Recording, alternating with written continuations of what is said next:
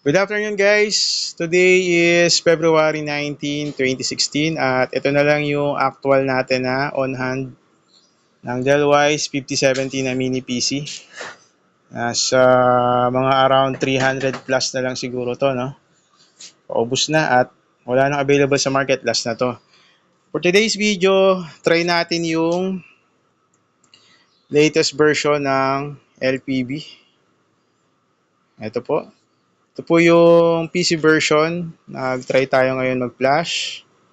At silipin natin yung admin niya. Okay. So, this one is the dashboard.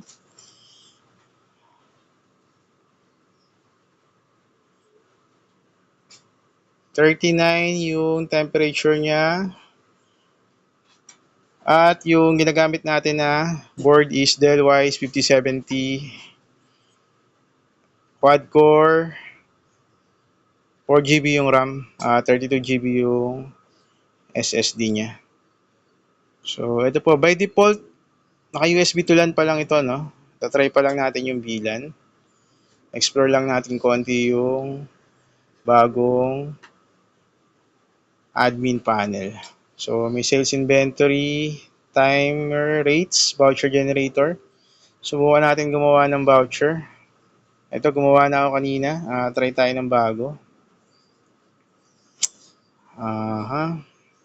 Unlimited. Try natin to. Taasan natin. That's 200 Mbps. Try natin. Pero, 50 Mbps lang yung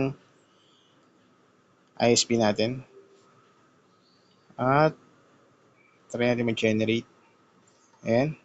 So, copy natin to. Punta tayo ng user portal at paste natin yung voucher. Okay. User not found. Why? Natin, mag-iba yung copy natin. Unused copy. 9LO. Tama naman. Why? Since naka-trial lang tayo, kaya ganun. So, hindi natin matatry ito. Pero kanina na-try ko na siya, no? Nag-speed test tayo.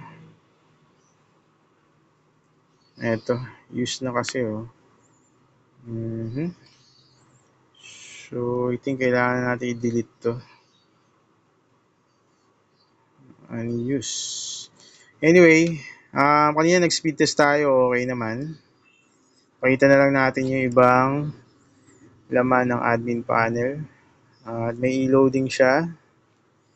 E-load activation code cancel. Please check your LPB piso Wi-Fi. Then, may e-payments. Okay.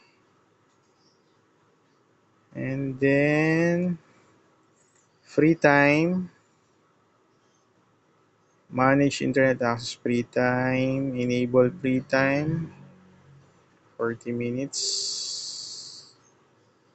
Data cap at 100. Select limit. Okay. Ayan. Ano pa? Ano pang meron dito? Remote monitoring.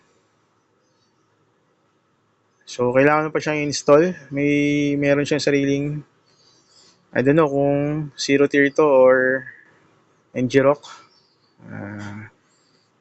Overview lang naman to. Centralized server. Okay. So, hindi ko pa alam kung para saan yung mga yan. Print voucher template, may games, pinwheel, PPOE, server account, and then tools, speed test. Nagana ba to? Try natin mag-speed test. Start speed test. At malayo po tayo sa router, no? Lapit-lapit tayo konti.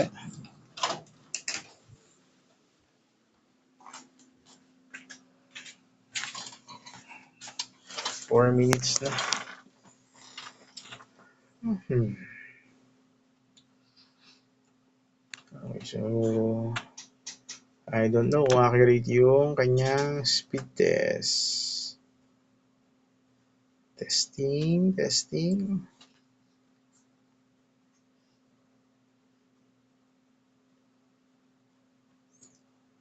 Okay, so, hayaan na natin yan. Mahaba yung video, no?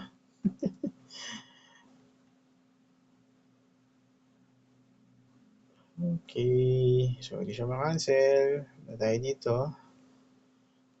Overview lang naman to, guys. And then, ayun, nawala na siya. What happened?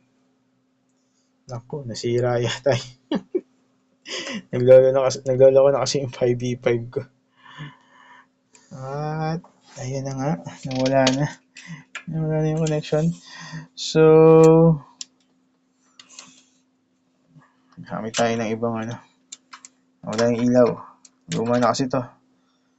Gamit tayo ng ibang router. Ayun, umilaw na. Okay, balik na yun. Sorry naglolo ko na yung ano natin. Huawei 5v5. Ayan na. Okay, at balik tayo dun sa admin portal. Balik tayo dito. Ano pang meron dito? Multi-coin slot. So, ito yung sa Bendo. Ayan. So, ayan, meron na siyang isang credit, no? Kapag mini PC, libre yung isa. I think ESP32. Sabi ng dev, pwede ang wireless and wired. Okay. Ano pa meron? Phone rental. Oh, may phone rental na rin dito. Hindi ko pa alam kung paano siya gamitin. Explore pa lang natin.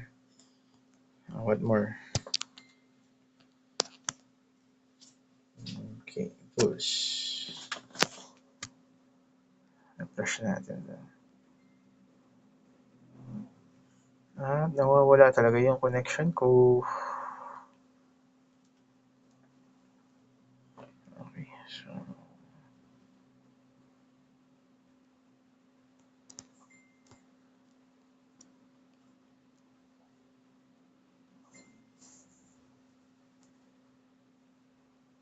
ayan, ano nangyari? Nawala na tayo. Ayan, so na-log out tayo. At trip natin yan.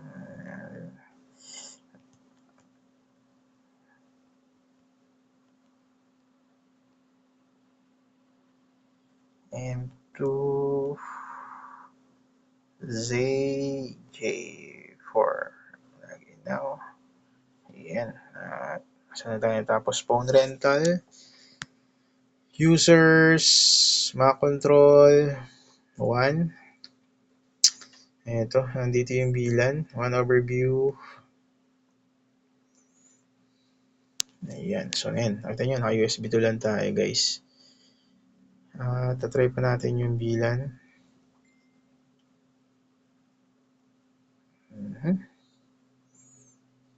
Interface. Okay. Try tethering. Internet checking. Not fixer. May ad block na siya. Login captcha. Disable natin. Save changes. Okay. Ano pa meron? Speed limiter. So, by default, naka 2 Mbps siya. Okay. At meron na siyang built-in na gaming port. Okay. Ano pa meron? Maintenance. I think dito yung license. Machine ID, activation key, software version. Activation status is successfully activated. So, trial lang to, guys. Hanggang Feb 26. Refresh license. Explore nyo na lang. System logs, coin bill, portal, backup. Yan. Okay. So, yan lang. At kayo na bahala mo explore, no? 10 minutes na. Okay. At kung gusto nyo magawin ng ating mini PC, naka-flash na, pwede naman, pero wala pa akong license. I think pwede na kay Sir Ryan Sia, no? Ayan po, salamat po sa panonood. Albert Pangilian po, Albert PC Wi-Fi Owners of the Philippines Rather. Thank you.